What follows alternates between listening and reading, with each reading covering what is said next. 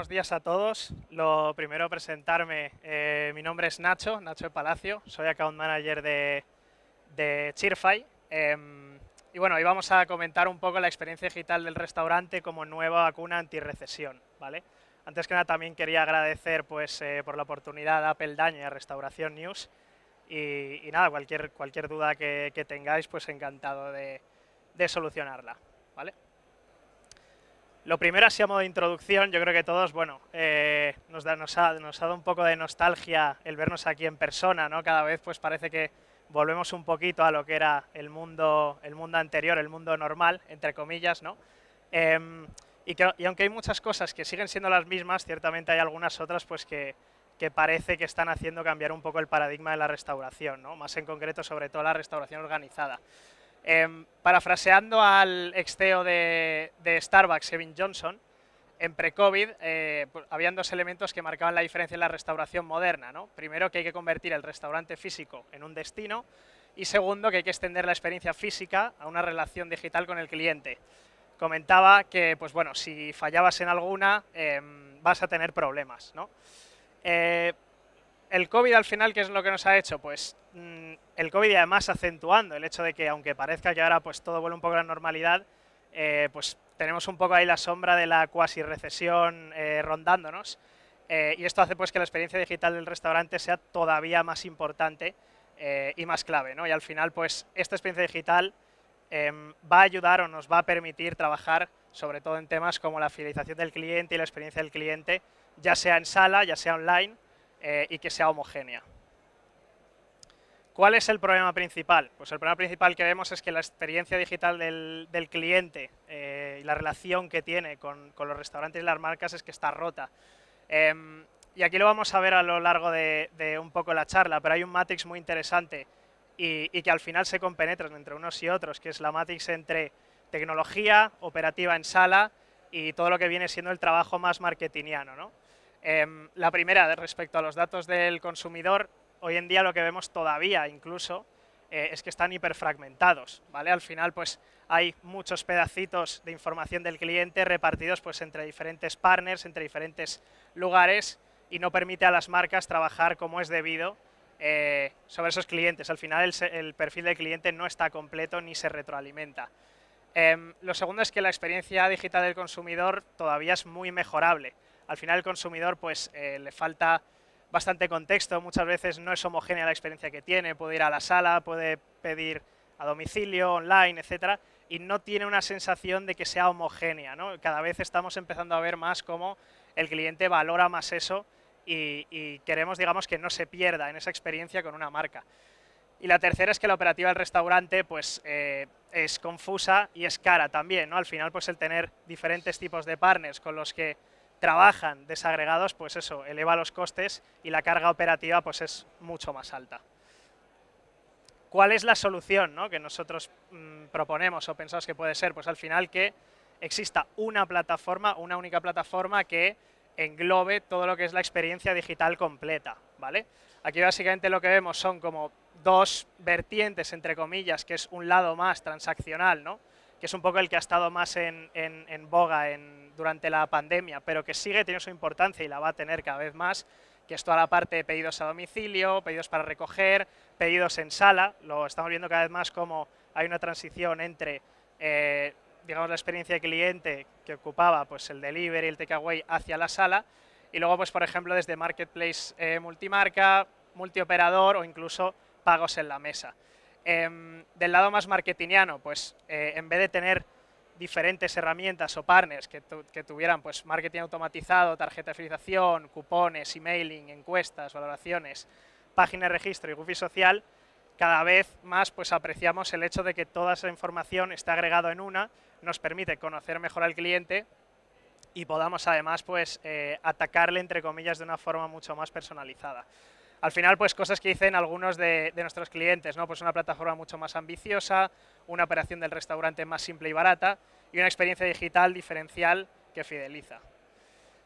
Esto, digamos que a nivel conexiones, imaginemos el mundo tecnológico de información del dato del cliente cómo se encuentra hoy en día todavía en muchos sitios, ¿no? Estos pedacitos de transportista, algo de tal manager, pagos, punto de venta, reservas, etcétera, cómo está en muchos casos aún muy desagregado, se tiene información por ahí perdida y que no nutre la una a la otra, y un poco nuestra intención lo que tenemos es agregar todo eso y aumentar, digamos, la inteligencia sobre el cliente que tenemos.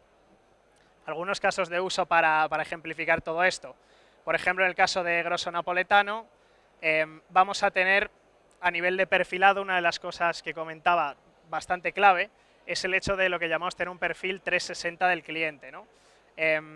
Vemos que hoy en día muy a menudo el cliente todavía es muy anónimo, salvo en el típico restaurante que tenga a lo mejor, que sea más familiar, que a lo mejor sea más de barrio, más a la antigua usanza, en el que conocen por su nombre al cliente.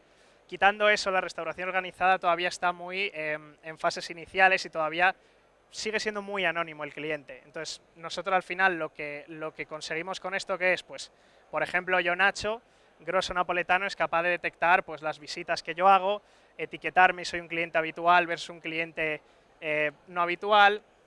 También, pues, por ejemplo, que sea un fan del picante para luego eventualmente esas comunicaciones, esa forma de hablarme a mí, no es impersonal, sino que a lo mejor va a ir en la línea de algo que a mí me gusta, que puede ser el picante. El pedido medio también, oye, ¿cuál es el valor transaccional de cada uno de mis clientes? Esto me da mucha información porque en vez de atacar, como decía, ¿no? A cualquier cliente puedo afinar mucho más y atacar a aquellos clientes que pues tengan a lo mejor un ticket medio más alto, que sean más recurrentes, etcétera. La valoración, también súper importante, luego entraremos en detalle en algún ejemplo, pero sobre la nota que deja el cliente en cada uno de los puntos de la experiencia y, pues, por ejemplo, también contextualmente un evento como pueda ser el cumpleaños. Y al final todo esto va de fieles versus infieles, ¿no? Nosotros un poco por lo que vemos en las estadísticas es que en cierto modo se puede aplicar una regla de Pareto también en la restauración, que es un poco que en torno al 70% de los fieles aportan, o sea, perdóname, el 30% el 70% de los ingresos los aporta el 30% de los fieles, que al final pues estimamos que en torno al 30% de los clientes son fieles, el 70% son infieles, pero ese peso que tienen los fieles en nuestra cuenta de resultados es muy importante, ¿vale?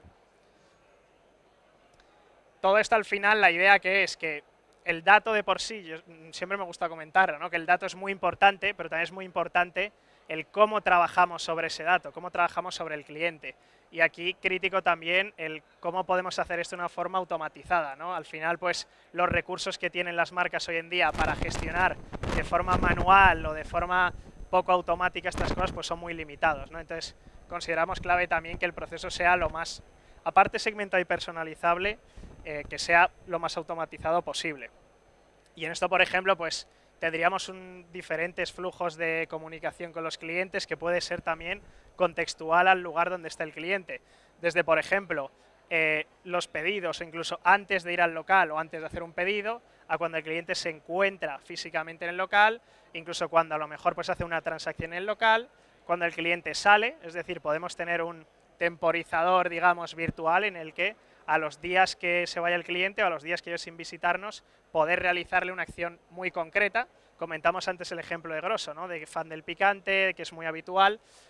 A lo mejor siempre es mucho más fino el comunicarte con tu cliente en clave contextual. Por ejemplo, oye, un cliente que yo sé que es fan del picante y que me ha visitado 10 veces, no le voy a hablar de la misma manera a un cliente que a lo mejor me ha visitado una, ¿no? Entonces, ese es un poco el juego también que hacemos. Y también pues en post-salida y como comentaba otro evento que puede ser el cumpleaños. Un ejemplo de lo que podría ser todo esto llevado a la sala, cómo sería la experiencia. Lo vamos a ver, pero esto es súper importante también, qué experiencia generamos o qué experiencia creamos alrededor de todo esto. Ejemplo de Alcatraz en Londres, pues Alcatraz es un local ambientado un poco en el estilo de la cárcel, como el cliente llega, ¿no? Hace una reserva y ya recibe un mensaje en reserva, ya le contextualizan sobre lo que va a ser su experiencia. De hecho, pues van todos disfrazados como si fueran presos, etcétera. Cómo el wifi le detecta la llegada, cómo le da la bienvenida a la cárcel, luego hay gamificación en la cárcel, la despedida y la valoración y el storytelling mindshare, ¿no? Cómo incluso pues esos mensajes van firmados pues a lo mejor por el carcelero, cómo te cuenta toda la historia y toda la experiencia del cliente. Y al final esto lo que demuestra es la relevancia y lo importante que es tener unas comunicaciones que sean personales y contextuales, ¿vale? Al final, pues, una comparativa aquí que sirve entre la industria o lo que hace Cheerfy, principalmente la gran diferencia es la contextualización, esa personalización en la comunicación, ¿vale? Como por ejemplo una tasa de apertura estándar en la industria el 19,8 versus en nuestro caso el 38,6% y una tasa de clics de la industria el 1,3 versus Cheerfy 13,7. Aquí sobre todo en estos casos que estos clics y estas aperturas pueden convertirse al final en ventas, en visitas y demás, pues en un escenario de recesión en el que estamos o cuasi recesión, pues cada céntimo cuenta, ¿no? Y estas diferencias al final son exponenciales, ¿vale? Ejemplo de valoraciones, otro caso de uso muy típico, ¿no? Vemos muy a menudo y cada vez va cobrando más sentido en todo este entramado de la digitalización del restaurante, el tema de Google Reviews, ¿no? Las valoraciones que dejan vuestros clientes y ese momento, ese zero moment of truth, ¿no? De, oye, el cliente muchas veces ya de antemano, antes de ir a vuestro restaurante, ya sabe quiénes sois, ya puede saber qué valoración tienes y ya lo puede saber todo, ¿no? Con lo cual es muy importante, entre comillas, ponerle una alfombra roja a esos clientes que son promotores de tu negocio para que dejen su valoración pública. Más allá del lado público, que esto es lo que dejaría, por ejemplo, en Black Sheep un cliente que te deja entre un 9 y un 10 en su valoración, pues también es muy interesante en cuanto a inteligencia interna, ¿vale? Y a nivel operativa, cómo vais a vosotros también evaluar, más allá de que un cliente, yo, Nacho, te deje un 5 estrellas en Google, sino de que, vale, contextualizar a Nacho. Es decir, Nacho me ha visitado 10 veces, se ha gastado tanto, tiene este perfil y encima en toda la experiencia de cliente no es que me deje 5 estrellas, sino que me dice que pues la bienvenida ha sido 10, la comida ha sido 10, pero el tiempo ha sido de 7. Con lo cual es muy fácil identificar cuál es el punto de la experiencia que lo mismo es mejorable y cuál es el punto de experiencia por el cual vuestros clientes os valoran mejor. Valoraciones, un poco cuáles son los datos que sacamos de esto. En torno al 37% de los clientes responden a la encuesta. Estas preferencias del 56,1 nos referimos a esa encuesta que rellena el cliente una vez se registra por primera vez en Cheerfy. Comentábamos de cara grosso pues que yo, por ejemplo, podía ser un fan del picante, ¿no? Ese elemento de personalización que tiene a lo largo del registro del cliente para poder segmentarle y poder hacer acciones más concretas en torno al 56,1%. ¿Cuántos clientes de estos que son promotores, que nos dejan entre un 8, un 9, un 10 en esta valoración, acaban en Google? Pues el mínimo entre 40% y un máximo entre 60% de los clientes que completan esa encuesta y que son promotores. La tarjeta de fidelización es otro elemento de digitalización y de cómo puede ayudar la tecnología a fidelizar al cliente, ¿vale? Al final, a mí esto me gusta explicarlo un poco como si fuera un árbol, ¿vale? Digamos que el objetivo final es que el cliente venga más, es fidelizar al cliente. El medio es súper importante, pero hay distintos medios, distintas cosas que podemos hacer.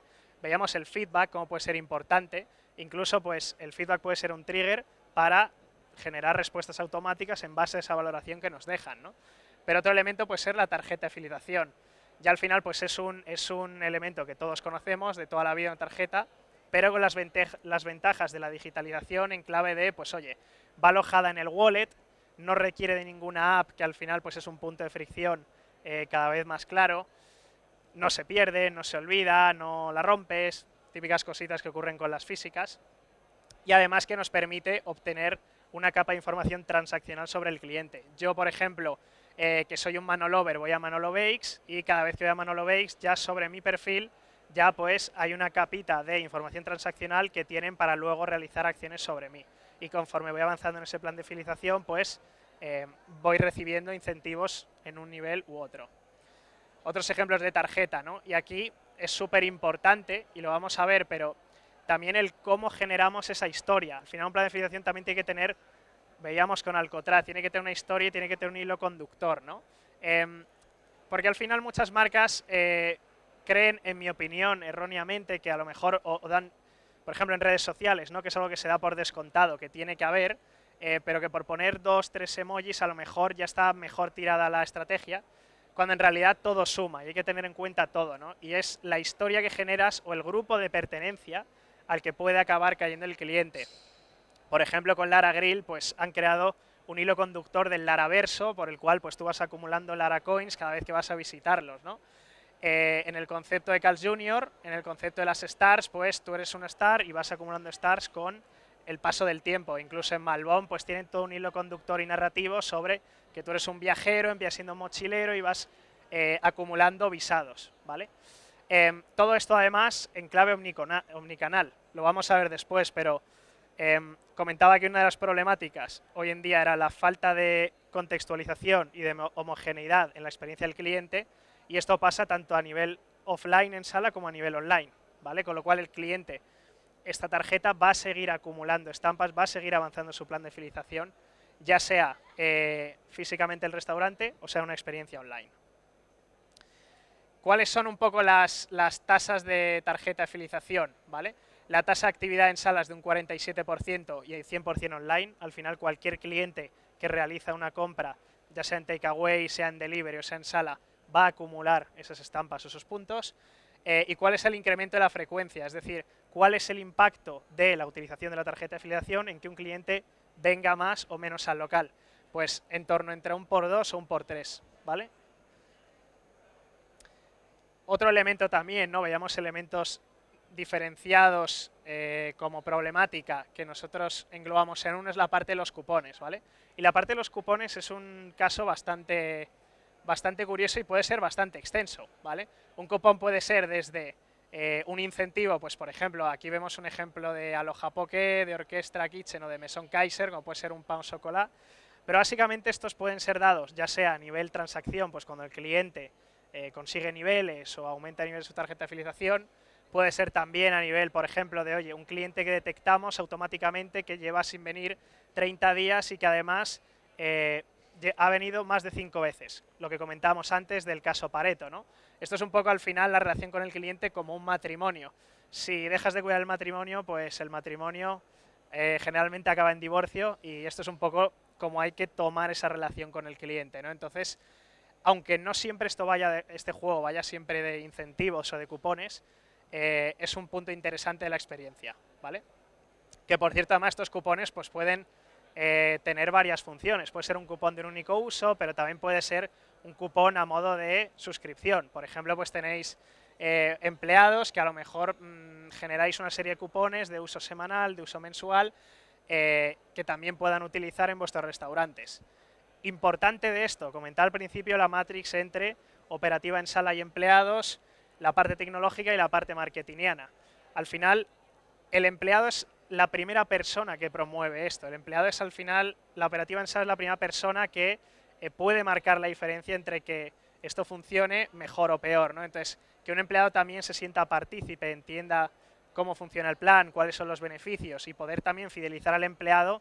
Esa frase, ¿no?, que dicen de cuida a tus empleados y cuidarán a tus clientes, pues este también es un elemento muy interesante con el cual podemos fidelizar al empleado y después al cliente final.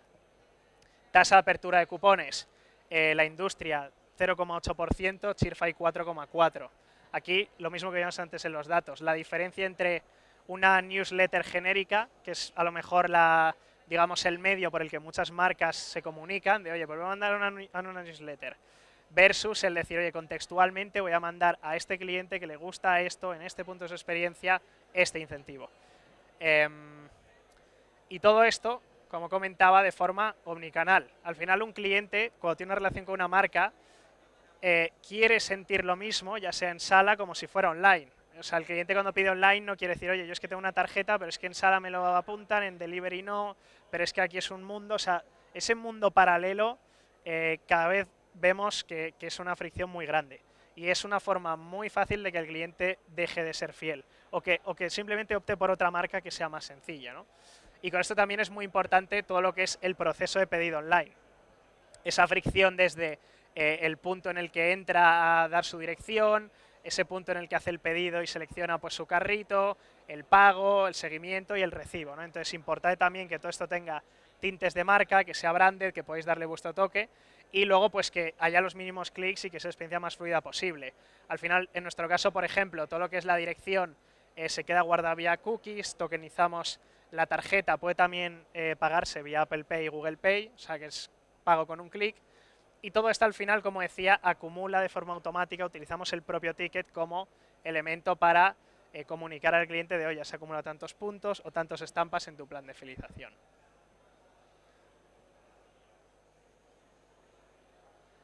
Algunos ejemplos comentaba de delivery de takeaway, pero también decía al principio este movimiento, y que lo vamos a ver cada vez más, de la importancia de la sala, ¿no? Hemos tenido ahí ese pequeño paréntesis del COVID, pero la gente cada vez quiere salir más, quiere ir más a la sala. Con lo cual, es también súper importante el poner el foco aquí. Y uno de los elementos también que la tecnología nos permite hacer es el tema de pedidos en sala, ¿vale? En el caso de Fitzgerald, tú llegas, tienes un QR, lees ese QR, tienes una landing page desde la cual pues tienes diferentes botones o elementos interesantes para la marca, los que se puede redirigir, y luego tú puedes hacer el pedido directamente con tu móvil, ¿vale? Al final vemos que la tendencia del cliente suele ser cada vez más de hacer un pedido autónomo, de no depender de nadie, de que, oye, yo llego y yo me lo pido lo que quiero y cuando quiero, y en el caso de Fitzgerald es así. Llegas, pides la hamburguesa que quieres o lo que quieras, y pues bueno, eso va directamente a la cocina y tú simplemente esperas a recibir un SMS con una notificación que te dice, oye, ya está tu pedido, y ya simplemente coges tu pedido y te lo comes, ¿vale? Todo esto igual, totalmente integrado con lo que comentábamos antes, ¿vale? Pedidos online también, más allá de la sala, tenemos otra capita que es la sección de Marketplace, ¿no? Muchas veces estamos viendo cada vez más el tema de marcas virtuales, de cadenas que operan con diferentes marcas y que quieren crear, por así decirlo, su propio paraguas y su propio marketplace, ¿no? Algunos ejemplos de clientes con los que trabajamos, que son, por ejemplo, IKEA o Sin Tenedor, Only Breaks, en el que pues el cliente puede directamente hacer pedidos de diferentes marcas, que además es una tendencia que cada vez es más creciente. El cliente ya se está acostumbrando a, pues que si va a pedir con un familiar y le apetece a uno sushi y a otro pizza, el poder pedirlo, y es diferencial, ¿no? Al final el cliente, cuando se acostumbra a eso, ya el que alguien no lo tenga ya empieza a ser un poco como un elemento más para que se vaya a comprar por otro sitio, ¿no? Estamos viendo además, de hecho, hemos llegado a ver casos de clientes que han pedido hasta 7 marcas diferentes en un mismo pedido, ¿vale? ¿Y en qué se materializa todo esto? Pues, a ver, un segundito. En cuanto a datos, pues el ticket del canal directo versus el marketplace, vemos que el canal directo, entiéndase canal directo por una tienda online personalizada de cada una de las marcas, tiene entre un 20 y un 40% más de ticket, ¿vale? Que el marketplace. Marketplace entiéndase agregadores, ¿vale?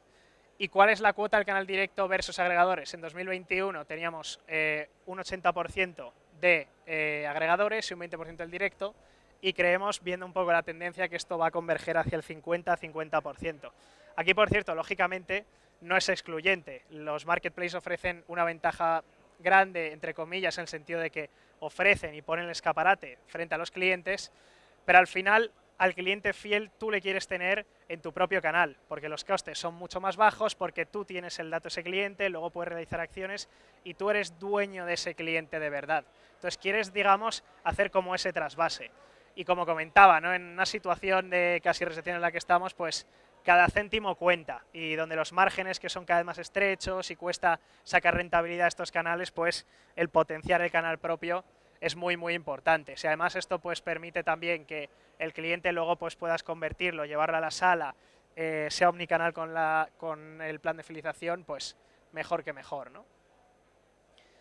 Y ya por último, por cerrar el punto de los pedidos, tenemos también el tema de pagos en mesa.